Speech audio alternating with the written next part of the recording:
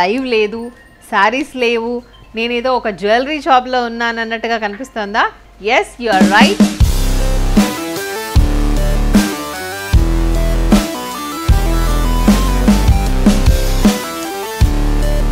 Super duper collection ఉందండి.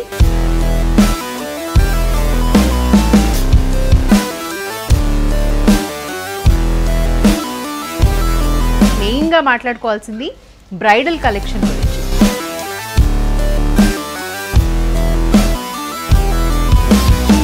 సికింద్రాబాద్లో ఉన్న పలబట్ల వారి శ్రీ వెంకటరమణ జ్యువెలర్స్లో ఉన్నానండి.